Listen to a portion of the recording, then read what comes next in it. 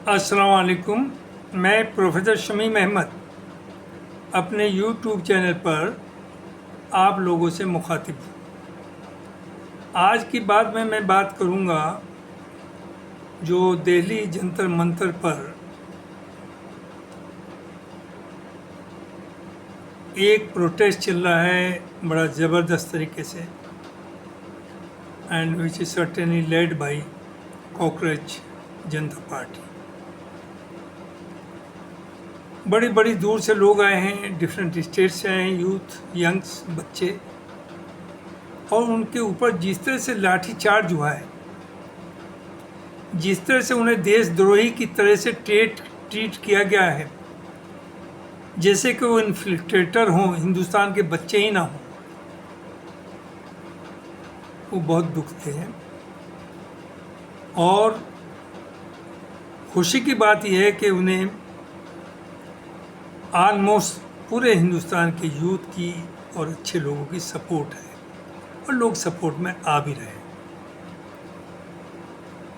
जो गवर्नमेंट ने सोचा था कि उन्हें क्रश कर दिया जाएगा, ऐसा होता नज़र नहीं आ रहा है। और इससे बड़ा झूठ कोई हो नहीं सकता जो गवर्नमेंट की तरफ से स्टेटमेंट आता है कि हम यूथ के लिए, अपने नौजवान के लिए बड़ा दर्द है और बहुत कुछ करना चाहते हैं। लेकिन इसमें मैं साथ साथ एक चीज़ जोड़ूंगा कि जुल्म किसी के भी खिलाफ हो, irrespective of religion, his cast, इंसानियत में यकीन करने वालों को सबको खड़ा होना चाहिए उस जुल्म के खिलाफ। लेकिन ऐसा नहीं हुआ। आज ये हालत क्यों आई? आज ये बच्चे नीट के बाद क्यों जागे? ये तो 10 साल पहले जाग जाना चाहिए था।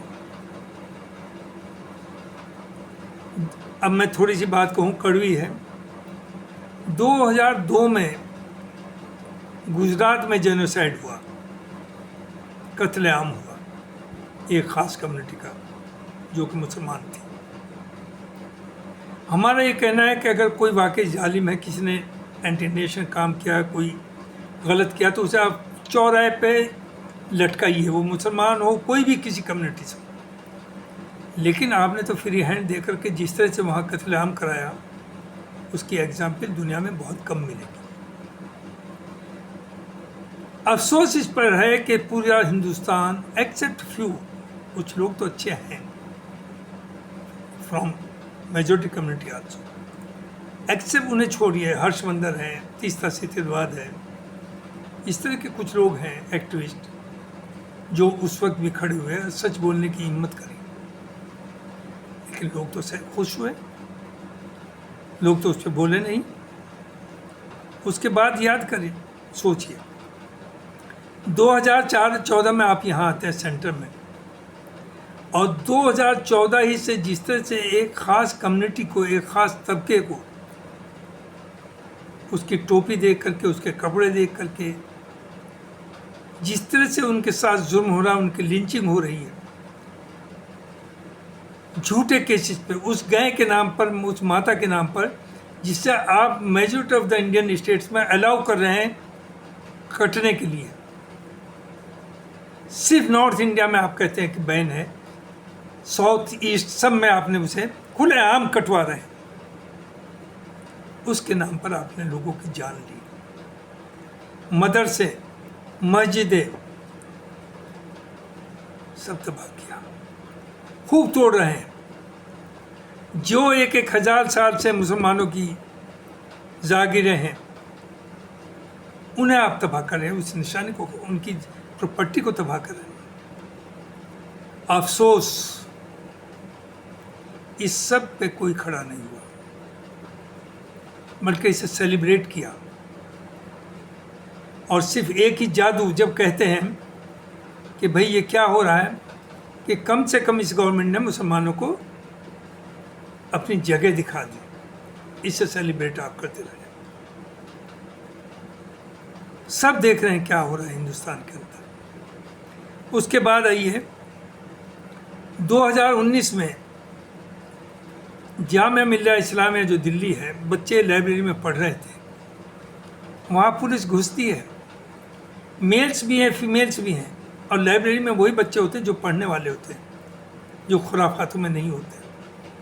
वहाँ लाठीचार्ज हुआ, कुछ लोगों की आंखें फूट गई, बच्चों के अंधे हो गए, कुछ के हाथ पैर तोड़ दिए गए, और कुछ को जेल में डाल दिया गया।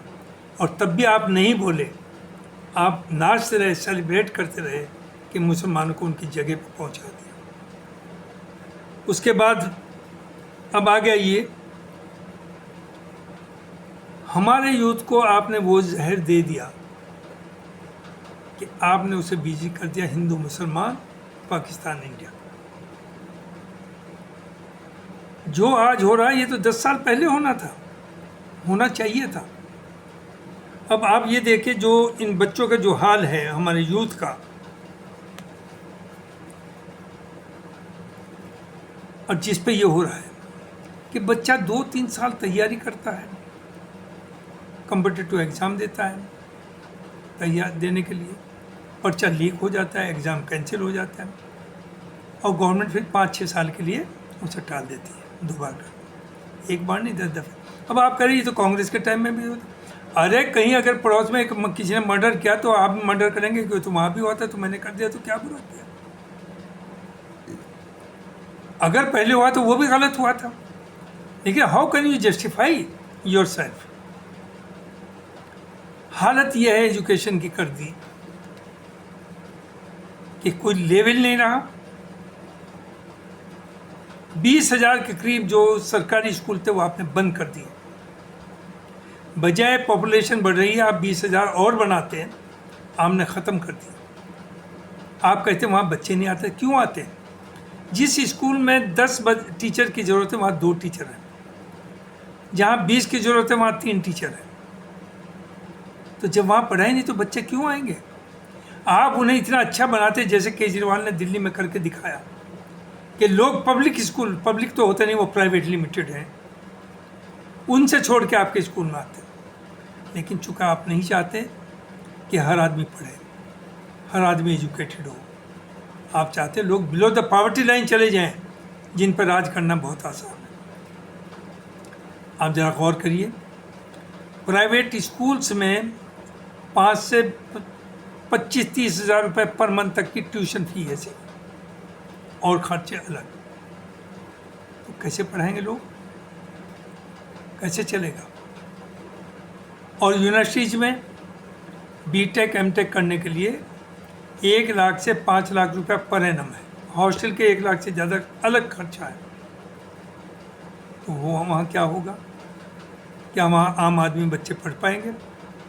क्योंकि आपकी नियत ही नहीं कि आम आदमी पढ़े, आप चाहते कुछ लोग पढ़े, और आप सबके बच्चे तो फॉरेन कंट्रीज में पढ़ते हैं। तो ये तो आपने एजुकेशन का हाल किया। अब भैया एम्प्लॉयमेंट के ऊपर, एम्प्लॉयमेंट में जो बच्चा इतने पैसे खर्च करके बीटेक या एमबीए कर रहा है, उनमें 90% को जो जॉब है वो मिल रहा है 15,000 से 30,000 तक बस। और ग्रेटर नोएडा या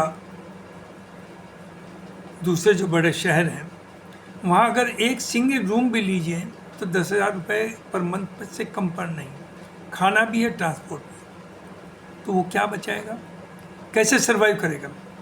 नॉट ओनली दिस, कुछ दिन के बाद उसकी शादी भी होनी है, उसके बच्चे भी होंगे, उन बच्चों को स्कूल भी चाहिएगा, उन बच्चों को घर भी चाहिएगा, वो कहाँ से आएगा?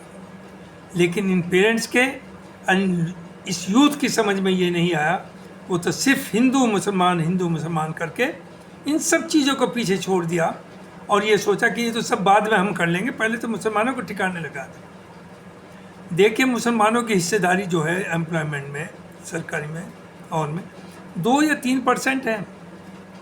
तो चलिए उन्हें तो आप ठिकाने लगा दिया, आप भी ठिकाने लग गए साथ साथ, आपका सर्वाइव करना मुश्किल हो गया। तो आप दे रहे दुरुस्त है, अब आपकी अकल में आया है कि क्या हो रहा है इस मुल्क के अंदर, क्या सोच है। टैक्सेस दुनिया भर के आप जीएसटी के नाम पे, इस पे नाम पे इकट्ठा कर रहे हैं, आमदनी गवर्नमेंट की कहीं से कहीं बढ़ रही है, लेकिन उसका फ़ायदा किससे हो रहा है? सिर्फ 10% या 5% पॉपुलेशन। 145 करोड़ आपकी पॉपुलेशन है, 85 करोड़ वैसे ही बिलो द पॉवर्टी लाइन है, जिसे 5 किलो अनाज देते हैं। यहाँ तक तो आपने पहुँचा दिया। बाकी बच्चे उन्हें भी आप चाहते हैं बिलो द पॉवर्टी लाइन चले जाएं। सिर्फ 5 या 10% रहें जो वेल टू डू हैं, मुल्क नज़र आएगा, चमकता हुआ नज़र आएगा। तो ये जो बातें सब हैं, ये जो इश्यूज़ हैं, ये अब समझ में गवर्नमेंट पब्लिक की आ रहे हैं। अब दूसरी तरफ देखिए चालाकी, क्रिमिनल एक्ट कहूँगा मैं इसे, कि गवर्नमेंट की जो भी पोस्ट खाली हो रही हैं पिछले 10 साल 15 साल से, उस पर कोई रेगुलर अपॉइंटमेंट होता ही नहीं। जिस पोस्ट के ऊपर तनख्वाह 1 लाख है, उस पर आप 20,000 में या 15,000 में, वो भी आउटसोर्सिंग के थ्रू, जिससे आपके ऊपर कोई लायबिलिटी ना हो। आपने एजेंसीज बना दी पैसा कमाने के लिए, और आप उन्हें फ़ोन करते हैं कि हमें ऐसा आदमी चाहिए, वो आपको भेज देते हैं। तो आपके ऊपर ना उसका इंश्योरेंस का, ना उसके लायबिलिटी का, ना उसका कोई ऑन ड्यूटी मौत हो जाए या कुछ, कोई जिम्मेदारी आपके ऊपर नहीं उसकी, और वो बेचारा मजबूर है, वो नौकरी कर रहा है। तो जितने पोजीशंस खड़े गवर्नमेंट के सैंक्शन पोस्ट हैं, उन पर आप रेगुलर अपॉइंटमेंट क्यों नहीं करते? लेकिन हमारा यूथ तो चुप था, जो पेरेंट्स हैं वो भी चुप थे। वो तो इसी में खुश है ना कि हिंदू मुसलमान चल रहा है, इन्हें ठिकाने लगाना है, लगा दीजिए, वो तो लग गए ठिकाने उन्हें तो आप। लेकिन आप भूल जाइए, 25 करोड़ मुसलमान को आप ठिकाने लगा देंगे, और मुल्क तभी चलेगा सब मिल कर के चलें। हिंदू हो या मुसलमान, हम मानते हैं हिंदू हमारे बड़े भाई हैं, हमें कोई ऐसा काम नहीं करना चाहिए जो उन्हें के सेंटिमेंट्स को धक्का लगे। लेकिन आपकी भी जिम्मेदारी है कि हम छोटे भाई हैं, हमारी हर तरह का आपको ऊपर जिम्मेदारी आती है, हमारी सिक्योरिटी की, हमारी जान की, हमारे माल की। लेकिन था तो ये पहले भी ऐसा नहीं है कि 14 से पहले कुछ बहुत ठीक ठाक था। 14 से पहले भी बहुत से हालात ख़राब थे। लेकिन इस वक्त जो 14 के बाद माहौल बनाया है, जिस तरह से 80% लोगों को बेवकूफ़ बनाया है, जिस तरह से यूथ को बर्बाद किया है, वो अब समझ आया है। जो प्रोटेस्ट हो रही है, वहाँ के नारे सुनिए, वहाँ लोगों की बात सुनिए, उससे अंदाज़ा होता है कि अब जागृति आ गई, और जो जागृति आई है इसे दबा नहीं पाएगी हुकूमत। भूल जाइए, आपने अभी CRPF और रैपिड एक्शन वगैरह के दूसरी स्टेट से 200-300 लोग बुलाए हैं। क्या आप उन पर गोलियां चलवाएंगे? क्या उन्हें मरवाएंगे? आप मरवाइए, गोलियां चलवाइए। आपका हिंदुस्तान से भागना भी आसान नहीं होगा। देखिए, बड़े बड़े बहादुर, पूरी दुनिया की हिस्ट्री देख लीजिए, बड़े बड़े डिक्टेटर जिन्होंने लाखों करोड़ों मरवा भी दिए, लेकिन जो बाद में उनका असर हुआ, जब पब्लिक सड़क पर आती है, ना उसे मिलिट्री रोक सकती है, ना पुलिस रोक सकती है, ना गवर्नमेंट रोक सकती है। तो बार बार ये कहना हम तो बड़े यूथ के यूँ हैं, हम तो उनसे बड़ी मोहब्बत करते हैं, और हर वक्त उनके, आप ये सोचते हैं कि जॉब ही ख़त्म कर दिया आपने। आप आउटसोर्सिंग से अपॉइंटमेंट करेंगे आप, या फिर दूसरा तरीका क्या है, फिक्स सैलरी, टेन्योर पोस्ट, 1 साल के लिए, जिस पर उसे 1.5 लाख मिलना चाहिए, उसे आप 25,000 या 20,000 या 15,000 पे फिक्स सैलरी पे आप जॉब दे रहे हैं। ये सब क्या ड्रामा है? क्या जो मुल्क में पैदा हुए, जो मुल्क के नेशनल हैं, आप उन्हें दबा लेंगे इस तरह? उनके बारे में कुछ नहीं सोचेंगे? आप चंद लोगों को प्रमोट कर रहे हैं। 90% वेल्थ जो है वो 2% बल्कि 1% लोगों के हाथ में है। लेकिन ये यूथ, इनके पेरेंट्स, इनके समझ में नहीं आ रहा था, अब आया है। और रहा मुसलमान का, ना तो मुसलमान कभी PM बनेगा, ना CM बनेगा, ये हम जानते हैं। और ना ज़रूरत है, ना बनाइए। कुछ दलाल ज़रूर हैं जो इस तरह की बातें करते होंगे, करें, हमें ज़रूरत नहीं। हमें आप पीसफुली रहने दीजिए, और हम मुल्क के हर बुरे वक्त में आपके साथ खड़े हैं। अगर मुल्क को बचाना है, कहीं सेक्रीफाइस देनी, तो मुसलमान सबसे आगे है।